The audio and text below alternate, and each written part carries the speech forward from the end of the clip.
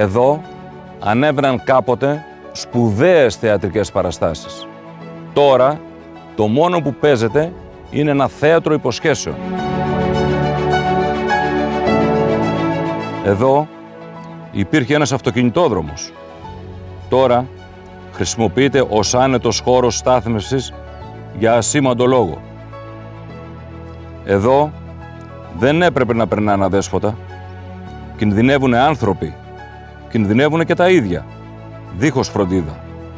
Για όσα δεν έγιναν τόσα χρόνια εδώ, λέμε ως εδώ. Ο Δήμος αλλάζει.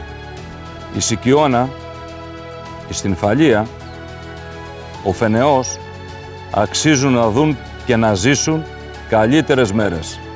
Επόμενη μέρα. Συνδυασμός Νίκης με υποψήφιο δήμαρχο Σικιωνίων τον Δημήτρη Πιστεύω. Δημήτρης Πιστεύος. Επόμενη μέρα. Για να γίνουν όσα αξίζουμε.